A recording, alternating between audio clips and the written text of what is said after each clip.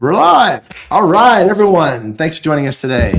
Thrilled today to have Gina Davis with us today. Had a chance to run into you 3 times this year, maybe. Yeah. Most recently at SFR, and you had a lovely orange dress on to team up with your folks at PestShare. Gina is an executive and both on the property management side and now on the vendor side of things. So really exciting conversation today because we'll be able to draw from both sides of your experience to talk about your time at obviously at PestShare in the account executive role, previously at Trilogy Investments from a property manager side of things. So that's always an interesting conversation to dig into as to what that transition feels like, looks like, because there are people that are going back and forth all the time. It's very interesting to see how that works out.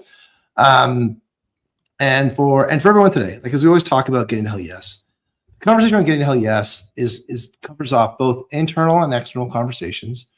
And it's about driving change. And the key thing about hell yes customers, hell yes change agents, is that we're constantly seeking to figure out what changes can we, I'll say, absorb or capture that people are seeking to change. So rather than putting our ideas or our kind of our objectives on people, how can we capture, create urgency? How can we capture their urgency for their problems? And how can we turn that into, obviously a transaction? And then ultimately, from not everybody is looking to solve a problem all the time. How do we find the people who are seeking to solve problems? What are their objections? What are they considering? And then how do we get to hell yes? And then ultimately tie it together with kind of some sort of, our experience share in terms of the way we've been learning throughout our life. Because everyone we've had on the show so far, 150 straight, and I think we're gonna have 151 today, are lifelong learners. So we talk about the things we've learned all throughout.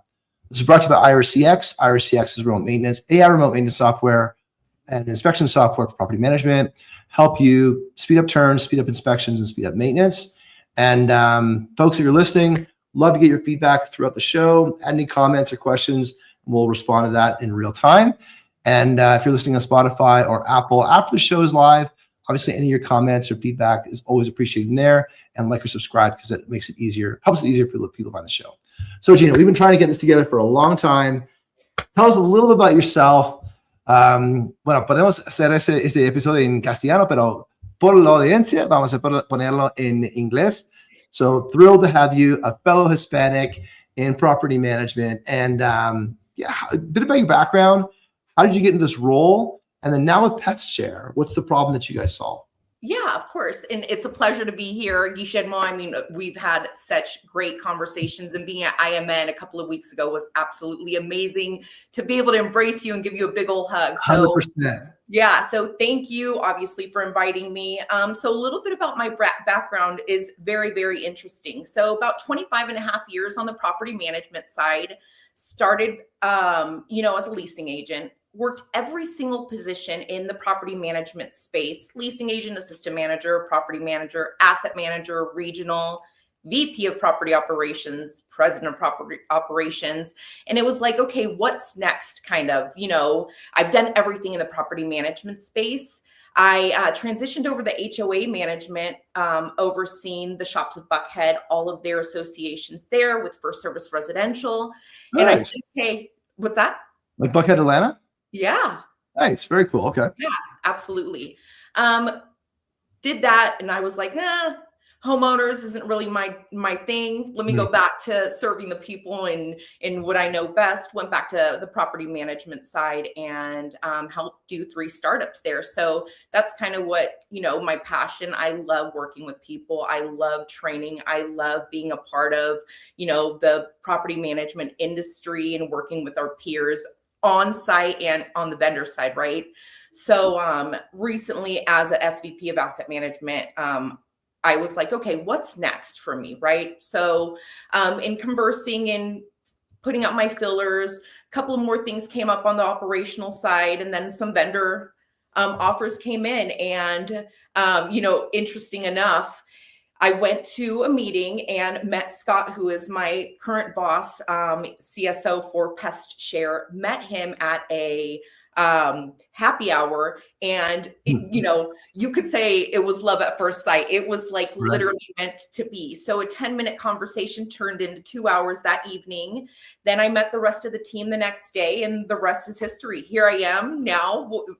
People on the property management side will call it the dark side, because you literally are on the opposite side. But yeah, I'm now with the vendor side. So super exciting.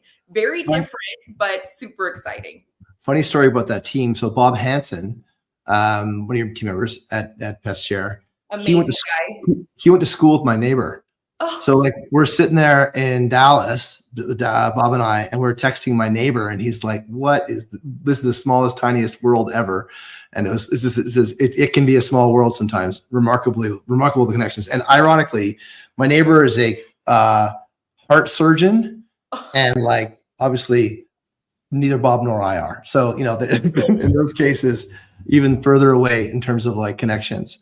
So at PestShare, tell us about PestShare a bit. So so the name, and then what does PestShare solve? Like it's because it brands itself as not as pest control, but what's the problem that PestShare solves, and why is it different?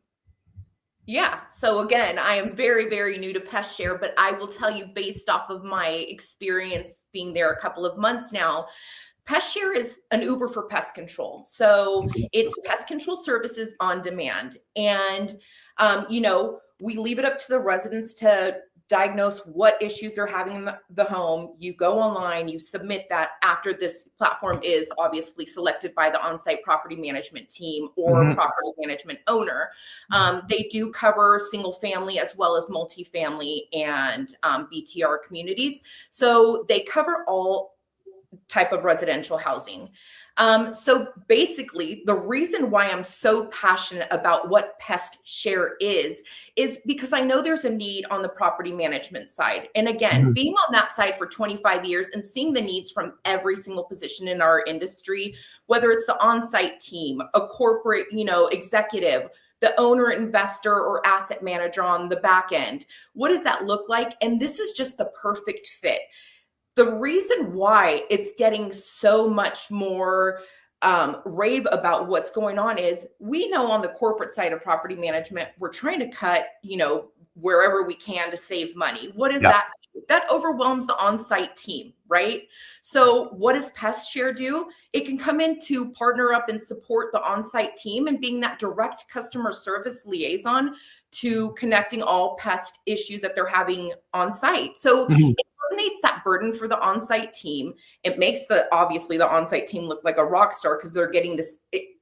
When I tell you the customer service at PestShare is amazing, to see the customer service reviews is absolutely insane. And it just speaks for the founders of the company and where the vision is. They want to be that source of like that partnership. And I think that's what's really, really important. But yeah, to sum it all up, it's basically Uber for pest control. We vet all of the vendors that go out to the community. We make sure it's 4.5 stars or higher. So there's just a lot of stuff that we're doing on the back end that really simplifies the process for the resident and the on-site team. And of course, on the back end as an investor, asset manager, etc., it just works. It's something that's needed out there. We have pests no matter where you live. Pests don't care about zip code, and they don't care about your financial status. They're there, and they're not going anywhere. That's for sure. Yeah. No, without a doubt about it. And especially concentrated in the areas where we have multifamily developments, right? There's no doubt about it. And I think what's interesting is that, like, you think about the pest control experience, like the service provider, right? Like the actual person that comes in the van to your space. Like they're rarely the complication. It's the fact that I've got pests. That's gross. That's difficult to deal with. And maybe you're doing a turn, then all of a sudden you walk into a unit and you got to deal with it all of a sudden and you didn't know it was there. So there's urgency to it. And either way, there's urgency to it. And then all of a sudden, like it's never the actual person doing the application. It's the whole system in order to get that person there that makes that complicated. And so if we can, kind of like make that system, reimagine that system of something we really don't want to buy, right? Because you wish you didn't have to. And then when you do, it's a good experience. That makes it so much easier because you really just want the problem to go away. and do it, somewhat, I wouldn't say anonymously, but with discretion, and have it done effectively, not create a repeat problem. Like when you see some of the before pictures in property management around pests, it can be quite a, it's quite a stomach. It can give you a bit of a stomach turning experience, right? And you just kind of like wonder how people can live that way. Yeah, no, and again, it's just, you never know, right? You can pay $5,000-$10,000 in rent and have a pest issue. It's just, again, is it the way people live? Not necessarily. Is it an issue? Absolutely. Can it be corrected? Yes. Like the answer, you know what I mean? So yeah. So then, is the key problem like in pest control? And this could be brought up a level like service management, right? Like all services, it's painful to procure it. It's painful. The quality is fragmented. It's very variable. And when you're doing this in a commercial context, like I'd say residential context, but B2B, you have a quality standard you got to deliver on for that resident and for the owner and for the fee manager. And so like, it's very risky to go out there and procure services. And it could be even a plumber or whatever that's kind of not vetted, because you ultimately, that could create more damage than good. And you could, or even worse, more disruptions to the resident. So when you guys think about the problem, is the problem like the actual pest control, like the service procurement? Is that the real gap in the market?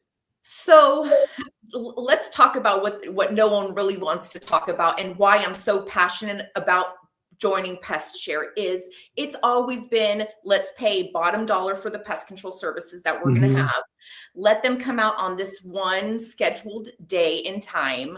It's an inconvenience for the residents. It's an inconvenience for the management team. As we don't want to say it, but there's nothing worse than having to hustle through the office, pulling keys, making sure the residents' dogs or cats are put up so that, it doesn't affect the pest vendor going in. There's just so many different levels to like what can go wrong on the day of the visit, right? Then you go and you feel you got treated. They so-called sprayed your home, and then you're calling the office again. So, the resident's not satisfied. They're blaming the property manager. It's not the property manager's fault. They're not spraying the solution. So there's just kind of like, let's discuss what the real issue is here. Let's get qualified vendors to go out there and treat what the actual issue is. And listen, everybody on the property management side will tell you they're going in there, they're spending 2 minutes in a unit and they're out. There's no way that they're really analyzing what the true situation is. We would love for that pest control person to come back and say, hey, there's a crack in the wall, the ants are coming in from here, that, give us the problem solving part to what the issue is. And I think that would kind of help. Well, PestShare does that with a 30-day guarantee to resolve the issue. It is what it is. So that's why it's so important for us to have qualified, vetted vendors to make sure that they're really doing their job in what needs to be corrected the first time around. And then what does that do? Great customer service, right? The residents happy, they're leaving positive reviews. You're not getting these nasty pest reviews on your Google reviews or Yelp or apartment ratings. So it's just a win-win when you're using a solid, good vetted vendor. And do you find is it too, I don't know offhand if there's something like this for plumbers or HVAC or electrical and all those things, but does something like that exist? Because it feels like this is a service procurement problem, not just, and that you guys have specialized in pest control. Like, are there other models that are out there that do the same thing? Yeah, like in my experience of being on site and dealing with, vendors that we do allow on site and what their services offer, there are vetted platforms that are out there. It's almost like being a middleman and brokering a deal. We want to make sure that these are vetted people, that they do have great reviews, that, it would be equivalent to like an Angie's List or something similar. There's some in our industry, we use vetted vendors for each thing, right? So in, property management A might have a specific vendor that they qualify and feel that they need to use, and they might not give somebody else the opportunity. So I think when you really think about vetting a vendor, and it really starts at the top, at the corporate level of, who we're going to allow to come and service our properties, communities, homes. And the thing about like pests is that like, it's really kind of, it's a high anxiety moment, I imagine, for the resident. Right. Because you're Right. like, what did I do wrong? Is it me? It could be a neighbor that has an issue that, it just, that's the whole thing of shared walls, right? In Right. multifamily or townhome living is you never know. So there's just so many different ways that these issues can occur. And again, in my previous life in property management, you just never know. It might be a brand new build. You're getting ants from outside under the concrete in cracks. So yeah. So let's chat about that for a bit. So like, given the kind of like right now you're on the vendor side and previously you were on the ops side, like on the management and marketing side of things, doing the selling and buying at the same time. Like, how do you take a look at the problems that people are solving and then begin to figure out, like, let's go from the Trilogy perspective, like when you're over there, like when you're doing internal change to get people to hell yes, what was that like? Like, how did you begin to go out there and begin to, like, let's say, for example, you're the leader you're SVP of property management at Trilogy, and you want to consider a pest control solution. How would you go about actually getting the stakeholders aligned to agree that this is a problem that needs to be solved? Yeah. Well, obviously, being a woman in our industry, sometimes it is a little bit difficult to get a hell yes from all the guys, right? However, it's just being able to speak with confidence and knowing that you've experienced the situation there's no sales to it, right? It's, I live this is what it is. This is how we need to correct it. This is the bottom line. But I always go in a little bit deeper. Based on my experience, what does this cost? What does it do to the on-site team? What does it do to the residents? What does it do to the reviews? How does that impact the owners? How does that impact the investors? So I always look at everything from a huge like ecosystem of how does one thing affect all these people that are like the stakeholders in this, right? And it's really educating the on-site team and educating, your investors of like why and what can this cause? Being on the property management side, we've heard absolutely everything. I am always trying to be very proactive instead of reactive, because what does that do? It creates anxiety for absolutely everybody, right? And at the end of the day, Gisha, like, what are they going to do is how are you going to solve this problem? So now you're like last minute trying to figure it out.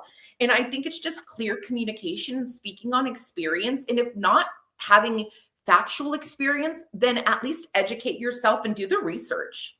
So then it gets to the kind of comment that goes chatting with Tony Souza a few weeks back, and we're talking about like the gap between operations and corporate, right? And so you're in the corporate world before, like corporate function before, and then now are you selling into corporate now, or do you sell into the site level? So what my position currently is at a higher level, right? We want to close those huge multi-family deals. And I know what ticks, right? I know the pros and cons of why the pest control services that you currently have aren't working, or why they are working. So it's almost like I have behind the scenes, like inside baseball. What you're telling me is not really factual. I've been there, done that kind of thing. And now that's why I think it's so important. Let's talk about what's really going on, right? You might budget $5 a door for pest control services. Fantastic. I can guarantee you probably 80% of the on-site teams can't hit that number by the end of the year. There's going to be one or two nuances that come up that are going to exceed that budget expectation. And you really, really look at it. What does that look like if there's an infestation or bed bugs that need to be treated or appliance replacement? All that ties back to an actual pest control issue. So that's where the dollars are really being spent, not your $5 a door, all in. Where is it being spent? Right. And so when you're having the conversation so when a company, and it's actually, we're really lucky that you've been in both roles. Like, at which point do you decide that we need to make a change? Like, because they've had pest control services for years. For sure. And at which point do they go, this isn't working anymore? Like, how does that, what has to happen for a buyer to start seeking alternatives to their pest control solution, their current pest control alternative? Yeah. So from a visual of an owner's perspective, or a hire outside of the whole business, right, is what's going to make my biggest bang for my buck, right? Heads in beds, making sure we're increasing rents, making sure their assets are fully being taken care of throughout the term of them holding. On a corporate level is, what does that look like? Customer service response, our on-site team, the reviews, all that turns into dollar signs, right? If the resident's happy, they stay. We don't have to spend as much on a turn. If the resident's happy, they don't annoy the on-site teams. So it's like a win-win. But I mean, at the end of the day, it's how do you get there, right? Is really educating yourself and saying, is this working for us? And it, pest control is just a small part of the issues we have, right? You can look at valet trash services. You can look at pest cleaning or pet cleaning services. There's so many other services that are out there that really dictate how your property is functioning, how your home is functioning, how the residents are being treated. Amenity spaces, are they updated and they're clean and clear of debris? There's just so many things out there that you really need to focus on. And the reality of it is how do you get people to really like look at things from a higher, aerial instead? So like, I don't care. It doesn't affect us, because at the end of the day, people are going to read those reviews, and that's going to be a hell yes or a hell no, right? Well, that's kind of that's a bit of the thing. Like pest control is like something that it's one of those, just one of those things. If I did this first, maybe I didn't have that, but those things, like, just try to figure out, like, the question is really around, like, what makes pest control rise to priority? Is the case that, and this will lead into, how do you find people that are hell yes, right? Like, how does pest control become some, and really, and I think what's interesting, what you guys do is, like, how does not just local procurement of pest control, like buying the local, whatever, Pete's Pest Control at the site level, how does that become number one, how does it become a corporate initiative, right? Who has that initiative? Is that marketing? Is it operations? Is it, and then, so one was, how does it get to corporate from the site? Number two is, who is the buyer in that situation? And then number three is, why does it become urgent for that buyer that would not normally be buying pest control services? Yeah. There's three questions there. So number one, it varies, right? So you're looking at different aspects from, the property management side, multifamily or single family scattered. So why is the service needed? Obviously, it's an issue. How does it go from the site to corporate? Because the site level probably procures it all the time conventionally. Then you're making it a corporate initiative. Right. So right now in our industry, it's just part of what it is, right? So you expect this service as a resident. We expect to provide this service as an operator. Okay. Yeah. There's different laws, obviously, statewide, and I'm no legal attorney, so I can't give you advice on that. But some people have to have it. It's, it has to be there. And some people leave it up to the residents or the renters to have pest control services. So that really is the corporate office. We're talking about it all the time, right? When we're underwriting these deals, we're putting pest control services in there, whether it's for an amenity area or each individual unit, which is very, very common in our industry. But it's just a given. It's there. Okay. So then at the end, so that means it falls into is it asset manager or regional manager? Like, who's going to be the buyer now? Yeah. So I think initially it's always going to be the actual investor, right? You're going into this underwriting a deal knowing that there's going to be an expense for pest control, right? State regulated, right? So when you're coming in and you're telling me, hey, do this underwriting for this deal, you're going to see a breakout of a budget of what we're proposing to you and all the fees. And that's going to cover absolutely everything. I mean, even from pool cleaning services to how much we anticipate making in application fees or whatever. And now there's the big conversations around these junk fees. So that's why it gets very like on a legal level of whose responsibility does it have to be implemented and how are you getting billed for it?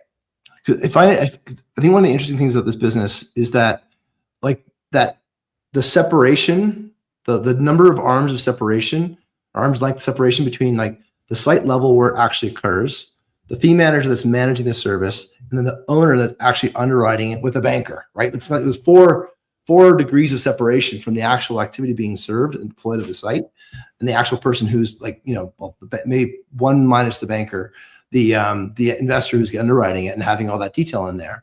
And so like, it's not just a miscellaneous expense. It's a planned expense that rolls up all the way up into the underwriting.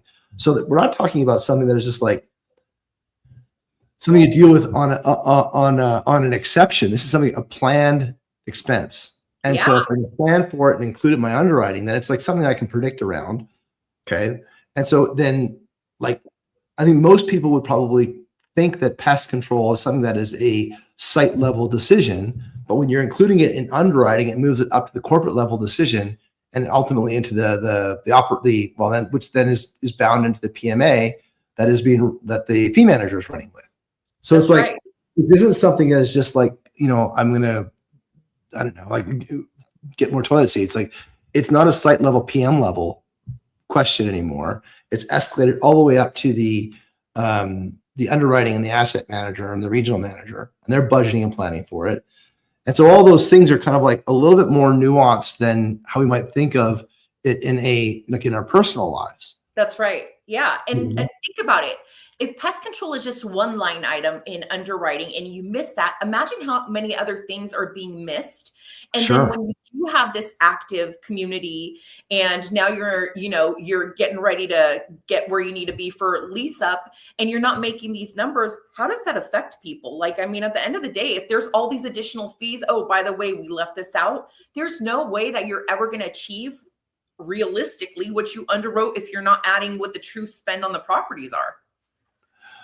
Very interesting. And so some of the gaps you're going to close at the corporate level is to ensure there's sufficient amount of allocation or budget for that pest control services that you're going to spend anyways. And let's make sure that it's the right number, because now that's kind of, I mean, like it sounds like almost like a trick or a joke, but it's in like, hey, we're going to take your pest control and there's a consultative element to it. I'm talking about the same thing about like with Dave Holland around like restoration services. Like how do we think about restoration service and how do we elevate that from the person that's feeling the pain to the person that actually controls the budget? Because those are like mutually independent. Like the property manager may not have buying authority over, like they kind of conceptually do because it's a site level thing. My site has pests and yours doesn't, so I'm going to buy pest control. But the buying authority is now moved up out of that PM role into the I'll call it the asset manager, regional manager role, right? That's interesting though, because like it wouldn't feel that way immediately. It wouldn't immediately feel that way. Right. No. And listen, at the end of the day, there's property managers that are super satisfied with the services that they're getting. And there's some property managers that aren't satisfied with the service they're getting. But guess what? Corporate dictates some of the vendors that they can and cannot use, or those relationships are tied to, bigger things that corporate offices don't discuss either. Is at the end of the day, like you might be getting your bang for your buck is what you think. But the reality of it is, Gisha, is when you start really looking at that cost spend for anything pest control related at a property level, that affects the bottom line, period. Right. So that's kind of the conversation that really needs to be had, especially, our promises to correct the problem, right? That's what we offer. Our promise is to make this seamless and make the residents have this exceptional customer service experience. And my promise to my peers in the property management field is I want to be a partner. Like I know what it's like to be on site and have to deal with the nuances of any vendor. Like it's a lot, and it's the after hours, the 24/7, the holidays. There is like no break whatsoever. Let me tell you something. Jump into the vendor side. My husband tells me all the time, you are like at 6 o'clock, it shuts down. And he says, this is the happiest I've seen you in years. I don't worry about fire, flood, or blood coming on a phone call late at night, right? Or the sleeping with one eye open just in case. So yeah, I mean, we're here to solve a problem for sure. And we want to make sure that experience is like across the board, on-site team, corporate level, investors, owners, residents. We want everybody to have exceptional customer experience. So what makes it so frustrating? This kind of goes back to what we were chatting about earlier. What makes the conventional approach so frustrating that it's worth change? Is it price, quality, speed? Like what is it that kind of is the tipping point? Yeah. So with us, we're able to come out with about 3 business days.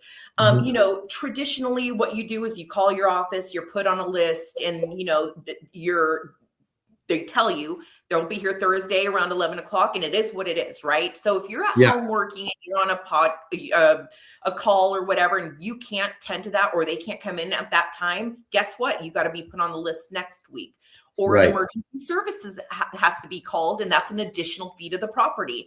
So those are kind of like some issues, you know, there. So, I mean, it's by us being able to tend to the residents on time when they need it.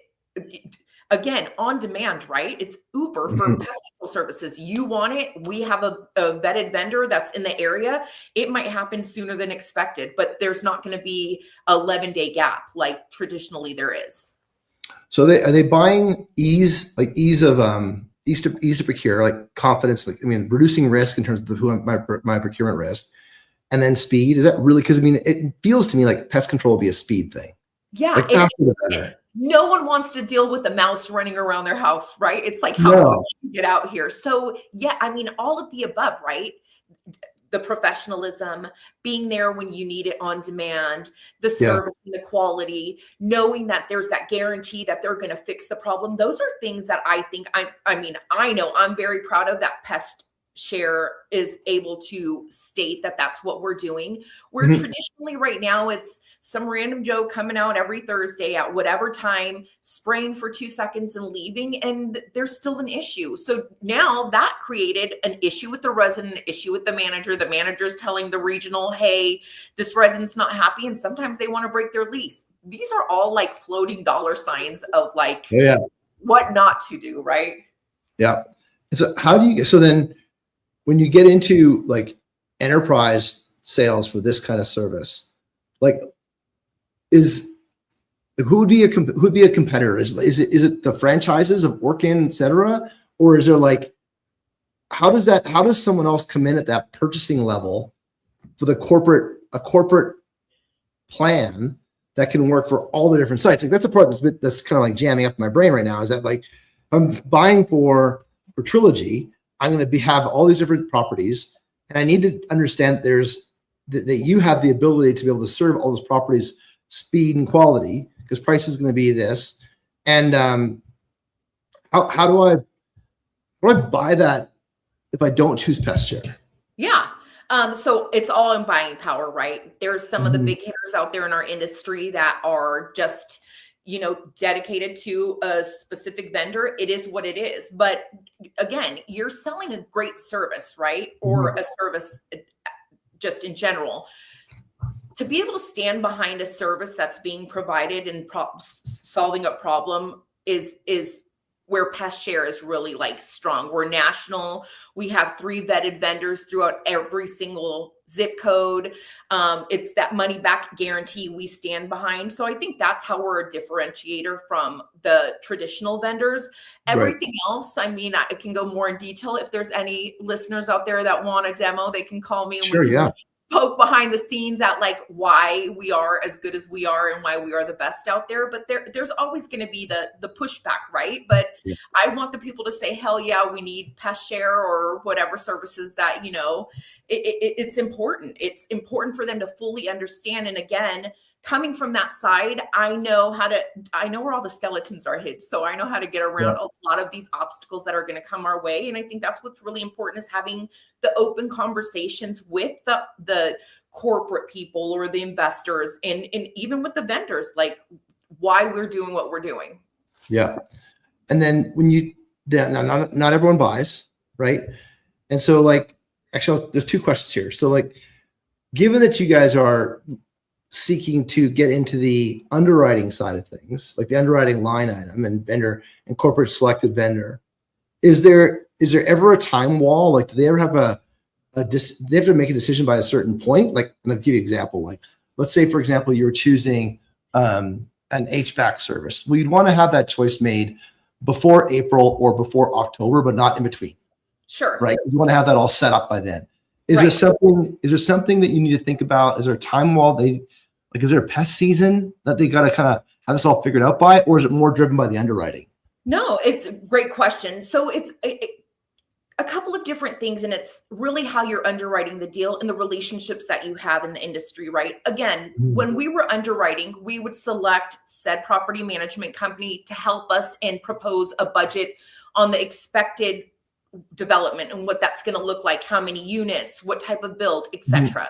So them having that understanding, and obviously you're hiring a third party property manager, or if you're managing inside, these are all things that you're looking at is Yeah. from from your perspective, or you have a deal right down the road, what does that budget look like? What were the issues they were having? And that's an underwriting just in general, right? So if Mhm. I manage 1, 2, 3 communities and you select me to help you guys with a proposed budget for this potential project, it should be as close to, if not on point, to what's being developed, because I just, I manage 3 other deals in the local area. So you should Yeah. have a true understanding.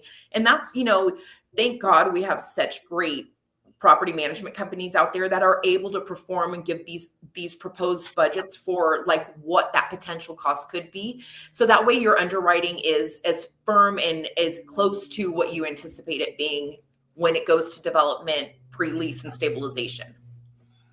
And things like pests can be something that is like a bit of a wild card if you're not experienced with that specific area.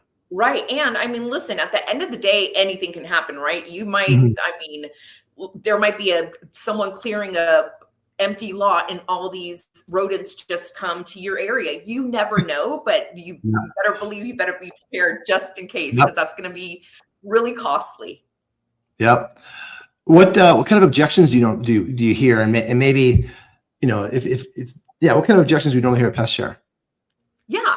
So far, again, newer, had a couple of Yeah, calls. Again, yeah, few of my peers that have been super supportive and have been very, very good on constructive criticism and feedback.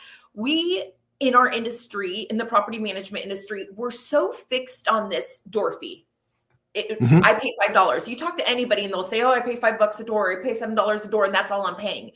The yeah, I call bull on that, because that's not true. We're not, if you have 100 units and you're paying $5 a door, you're not paying $5 a door. Let's go to the nitty gritty of when that person moves out, if they had a roach infestation, what that cost was, if you had to right. replace carpet, all that stuff. So all that really, really matters at the end of the day. So I think it's important to really uncover the truth about what that true cost is. Now, going back to your previous life as a buyer on the procurement on the property management side, like when you're looking at vendors, and how did you like how are you assigning your prioritization? Was it circumstantial, or is there kind of themes that you're always seeking to optimize? Like I'll give you an example. Like in the lease up, you're obviously prioritizing leasing, right? Maybe not maintenance. But then you often find, or historically would have found that leasing would have priority over maintenance or operations because of just the cycle that you're in. Like, how would you take a look at the business that you're running? This is again in your previous life, and where I'm getting at is how this relates to pest control. Is that how would you kind of think about, like, when you put your hat on and say, well, this is my priority now, and this is why, and that is not my priority now, and that's why. And I'll give you an example. Like when we're out there selling maintenance software, like we often find it's a bit streaky. Like we'll get really streaky with a specific role and even region, but then nothing in other roles and regions with respect to, is this your priority, right? And it's getting very spotty. People ask us where we operate, and I'll say, well, we operate everywhere, because like it's not consistent.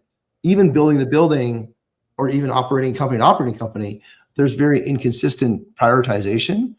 How did you how did you establish your priorities that you were working on when you were at PM? And how did you cascade that down so that people knew what decisions to buy? What Yeah. products to buy? No. So, I mean, you got to read the room, right? You really need to Sure. understand who the true audience is, and whether it's a brand new construction or you're, purchasing a deal that's already stabilized. You're looking at so many different things, right? At the end of the day, the only thing that matters to investors is that bottom line. How do you get there? Mhm. So it's really like understanding what potential issues that each property might have, or Mhm. what are some wins that that property can have. Where can you increase revenue? Where can you decrease spend? You're looking at things for, I mean, and this is me personally, right? In my experience, I'm looking at what's wrong here, how can we correct it, and what's it going to cost, and what's the feedback going to be from, I mean, the on-site team is probably some of the most important people in this whole like food chain, regardless of what anybody says. Without them, there would be no asset manager, there would be no regional, there would be no property management companies, there would be no investors buying anything. They're the most important people, and I think that we don't give them enough credit. So that's number one. Number two, I think it's really important to understand what it is that you're buying, right? I mean, literally lift the hood and look in it. It's just not, you can't just window shop anymore. There's a lot of hidden stuff that's going on out there that is going to be a big ticketed price if you really don't do your due diligence well on brand new construction or, you know, a pre-existing community. So it's really just, I mean, you have to ask the hard questions and hope that either you're knowledgeable and experienced enough to look at the things that you know you need to look at, whether it's maintenance and looking at the HVAC, the longevity, and were they treated? Is there, you know, documentation of when they were last you had preventative maintenance in the units? Those are all important things. And then on the back end, on new development, is how is your preventative maintenance going to look, and what does that entail, and what do you have going on, and what's that going to cost? So, I mean, it's looking at everything full picture of anything that is going to cost money. Where is it at today, and where could it be years from now? So did you find, like, in your role as a PM, and were you guys fee managers or owner operators? Both. I did both. Yeah. So, like, one thing that as sellers we kind of like, we kind of mix up is it feels obvious to talk about NOI to an owner or investor or an investment company or investor owner or operator owner. And that, well, it would also feel obvious at the fee manager level, but the problem with fee managers, the challenge with fee manager sales is that we also need to think about their net income. Right? Like, how does a fee manager make money? Because if I'm just talking NOI to a fee manager, I may not hit the button on their priority list, because NOI is something that is a function, not so much what their priority is, or maybe their bonus. So how would sellers think about selling to a fee manager versus selling to if I assume NOI hits with owners, what hits with fee managers? I mean, it's basically the same, right? You hit it on the head. Is that bonus is tied to making NOI. So how do I get there? And what is a priority? And listen, the on-site team is constantly doing their financials every single month, getting their quarterly bonuses.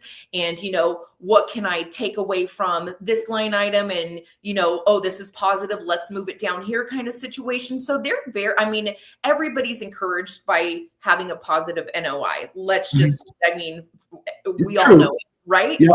The investors are more worried about their return on investment, right? They want to get that quarterly distribution. What does that look like? So it all trickles back downhill of educating the on-site team, but being, very transparent in what they're managing. And if there is an issue, they shouldn't be dinged for there being an issue on site that might cause that line item to go negative.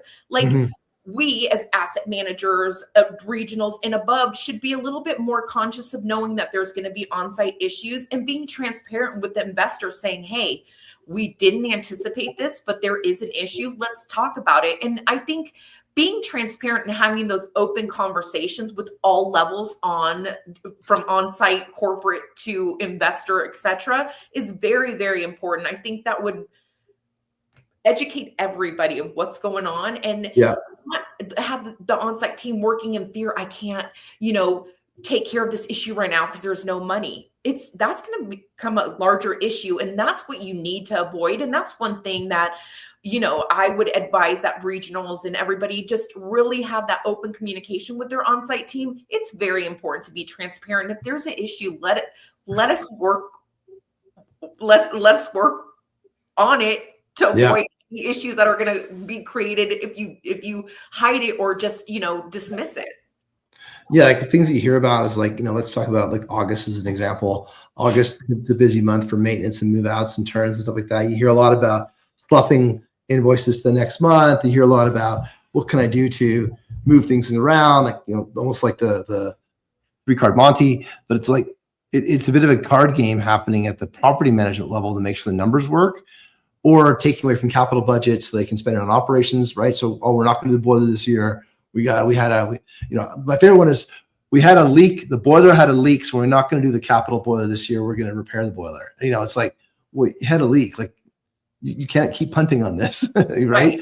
But the things like that keep happening. And it's interesting. You talk about pest control, like you get into, there are root cause elements that can be capital related that are discovered when you're doing a remediation. And that's like something that is not, it needs to either go into this year's budget or next year's budget, and you got to figure it out. And big picture, right? You have termite issues, moisture issues. You have all these different issues that you can't anticipate. If anybody can sit here and say, oh, we anticipated the roof, a tree falling on the roof. You could be preventative. You can trim the limbs back from the roof, but you never know what's underneath the ground unless you're doing this massive, like, preventative maintenance program around all the trees in the community, right? So you just never know. So you should be a little bit more prepared when it comes to the underwriting or the budgeting for the year, or really like paying attention to the maintenance team. They're out there, they're boots on the ground. They can tell you where the issues are. And, my managers luckily have always had great relationships with their maintenance team, because it's important to make sure that they're taken care of when doing budgets, and it rolls up, right? And those are the conversations you have to have. But at the reality of it is it is what it is. You got to fix the problem, or the residents can move out. Yeah. And that's really what we're feeling right now, is that, like, that retention conversation. I was talking the other day about, I feel like we're going to have a rush of promotions in the operations space or facility space, because if I'm a buyer, this kind of ties your conversation all together. If I'm an investor, and I'm choosing a fee manager, I want to know who's operating this building, because I'm not going to be snowed by the charm or the whatever of the sales team any longer, because that doesn't help my retention. Right. And so you talk about pest control, you talk about all these things that form a composite of the resident experience. And if you have a high degree of certainty that there's going to be a pest issue, generally speaking, or a pest expense item in this complex or this property, then I should be planning for that, because ultimately I want to acknowledge that is a probability, and I want to plan for it, I want to underwrite for it, and I want to be able to respond to the question that the investor is going to have to that fee manager around, how am I want to buy you XYZ PM, and but I'm not going to buy you unless you tell me show me who's operating these things and how are you going to deal with these problems. So I think that's where we're getting at right now, is where the competition for fee management has reduced the margins significantly. And then the investors, the buyers of these buildings, the owners, they're now being much more critical or much more astute around what they're buying from a fee manager perspective. So every single line item is going to come under scrutiny. And if you are an operations person that can speak to a owner that's choosing, I think you're going to have a big opportunity this year in 2026, because you're going to be a very valuable commodity that can talk to the operations functions, talk to how that adds value to the buyer, the owner, and being able to put yourself in the room for those sales conversations, so that you can, they can represent what's actually going to happen. Because to your point earlier, it's all about retention this year. Next couple of years. And there's nothing, listen, everything is relationship driven, right? And there's nothing more important than me sitting across the table from you and telling you why I feel this and what the needs are to make your asset, make money, or what you need for your investment to, be really good. Am I always right? Absolutely not. Am I passionate about, my thought process and my experience in the industry? Hell yeah. I love this industry, and I'm super excited to work with my peers from another side. And I'm also very grateful that my peers know the secrets, right? We know that line item is moving constantly, and it isn't what you say it is when you're doing a budget. We know that. But I think the bigger conversation is, let's be transparent about what that looks like. If you think that PestShare may be a little bit more expensive than what you're currently paying, let me prove to you why we're not more expensive than what you're paying. Let me prove to you what you are truly paying. And Gisha, when I tell you it is an eye opener, my first week I was like, we're not more expensive. We're less expensive. We're providing this exceptional customer service. We're on demand providing this service for a resident. There was all these yeses. And the reality of it is listening to some of these calls, it's just like, you can expose the reality of what the true cost is. And I think that's that's the conversation, whether it's maintenance or, preventative maintenance or changing out HVACs. I think it's very important. Let's have the true conversations of what ties into that actual issue altogether, not looking at the line item, what expenses ties to that actual subject that you're having an issue with. So Adrian brought this point. Now we'll talk to this in a second, then transition to kind of wrap things up. But like, how do you find, you're selling into the corporate function for a vendor, a corporate vendor, bring maintenance along the way? How do you find that conversation goes? Like, given your experience in every single role up and down the vertical, and then getting into maintenance, like, what is maintenance's opportunity in 2026 to be able to bring themselves into those conversations? Yeah, I think it's very important to get maintenance feedback. At the end of the day, they see absolutely everything. They're the ones that are talking to the residents. They're in there doing the work orders. They hear and see stuff. Listen, when you have a great relationship with your on-site maintenance team and that partnership is really built, you have a strong, solid foundation from the property management perspective. And that shows like just a great results all across the board. There's nothing more than we dream of than having this dream team that all gets together and it's a family unit, because guess what? They all work hard for each other and the conversations are flowing. Where if you do have these issues where the property manager doesn't like the maintenance team, etc., or they're always, pointing out the bad, there's going to be huge misses. And at the end of the day, like, guess whose fault it is? The property managers, no matter what, because you should have caught it. So I think it's very important to pull maintenance into these conversations. I think it's very important for maintenance to be heard. I think that it's very important for managers to be able to have these open conversations with the regionals. And I think it's very important for a regional to hear the on-site team. At the end of the day, they are there. They are seeing this going on. Regionals will stop by and visit a couple of weeks and have the, your one-on-ones or whatever weekly. But like, they're the ones that are really representing the property management team, boots on the ground, right? And I think it's very important that the top dogs pay attention to the people that are doing the work. Do you think there's a gap these days between what's happening on site and what's the top dog level? Yeah, I think it varies, right? Depending on level and like the overwhelmingness of like how many, apartment communities is one regional overseeing? Are they overwhelmed?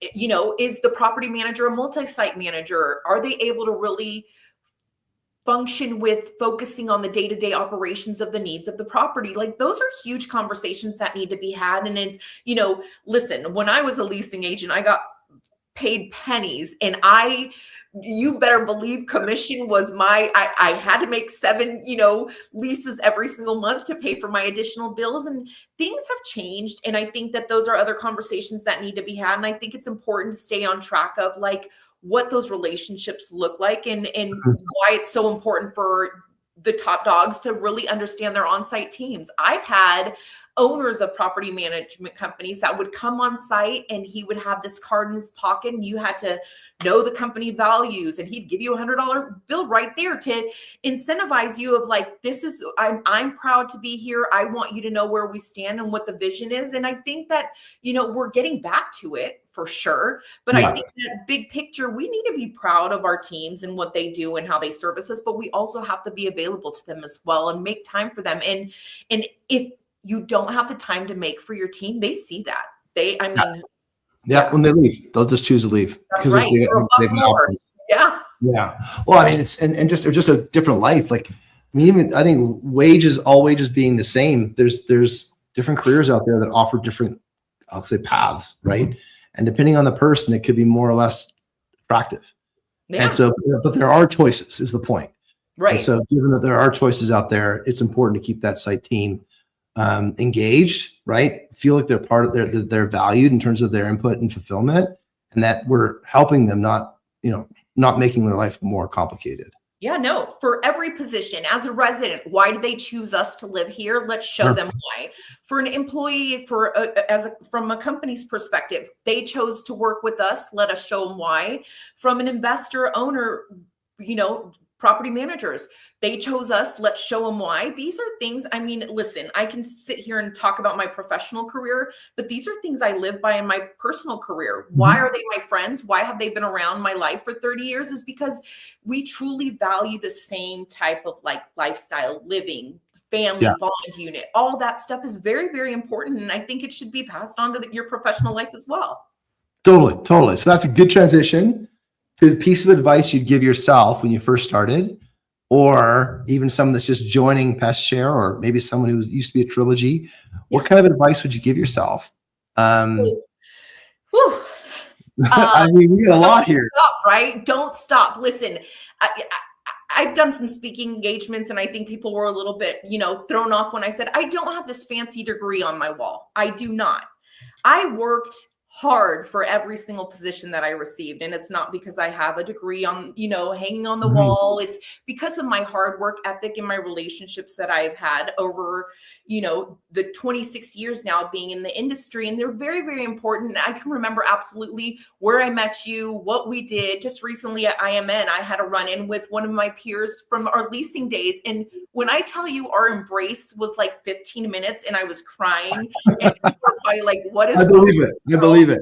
It was absolutely amazing because there's so many memories that we build. And you're right, our industry is small. Everybody knows everybody. But the important thing is be relationship driven, right? Don't ever give up. And I think that that's one thing that I've never done is I'm not going to give up. I feel like I've been kicked down and what next? And it seems like everything always happens for a reason. I'm a true believer of things happen for a reason and people come in your life for a reason. And I think PestShare came into my life at the right time. And I'm like super duper excited about it. So is it a don't stop, or is it a resilience piece of advice? I think it's kind of both. Or just believe in yourself, because you believe in yourself. I truly believe in myself. And it's so funny, even for when my daughter was little, we always told her, you can do anything you put your mind to. And I'm a true believer of that. Anything that you want, you can achieve. If someone has it, you can get it. You might have a different obstacle ahead of you or a different way of getting there. But truly, if you believe in yourself and you know what you have in you and you got that fire, and, they like to tell us Latin women that we're feisty and we're, passionate. Listen, yes. on and on. Listen, it goes on forever. I am raising now an adult daughter, and it is very important for her to see it doesn't come easy. You got to work for it. And especially now, given the circumstances and the times of the world, hey, you are one of many. You're you're not a unicorn anymore. There's many of like yous out there. So you just got to give it your all and be yourself, be authentic. Yeah, I do like the both of those working together though, right? It's be yourself, be authentic, but don't stop, right?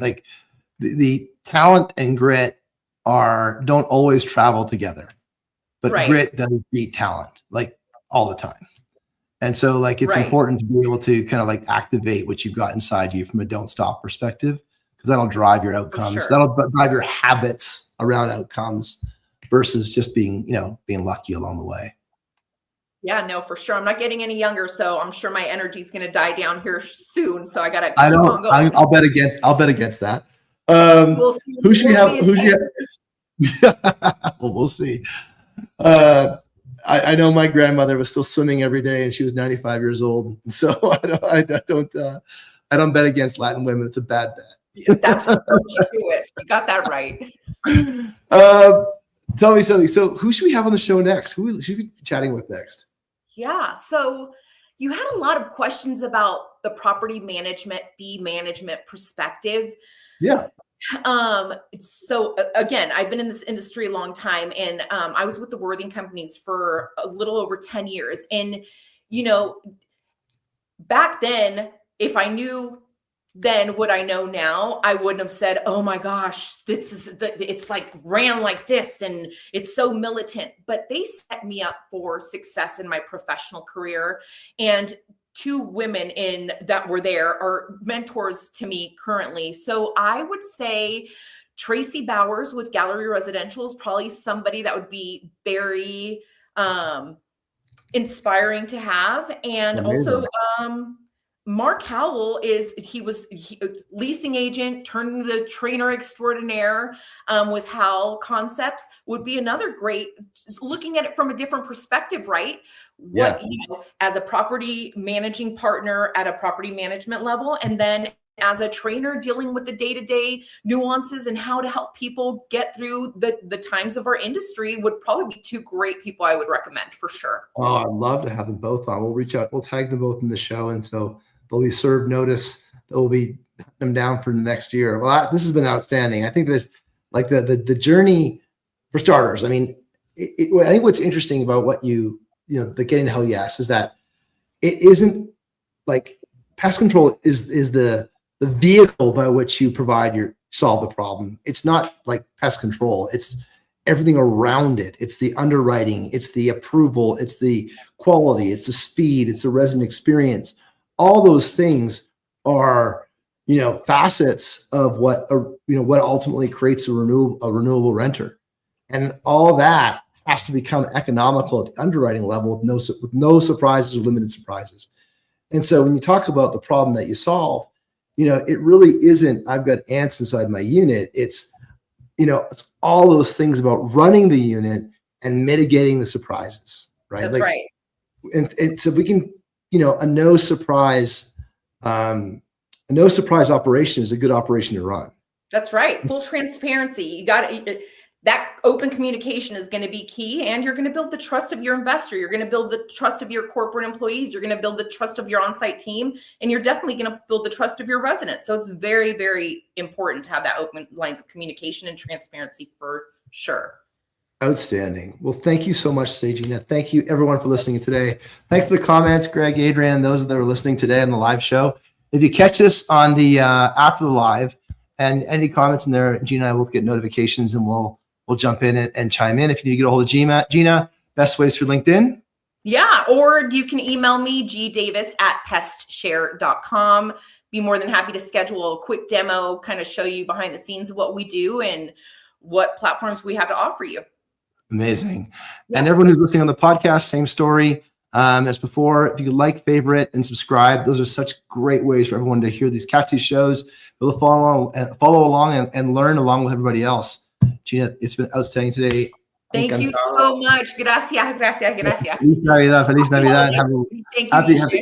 Happy holidays, everybody. And thank you, everybody, for listening in. And take care. Thanks. Bye-bye, everyone. Bye. Ciao. Ciao.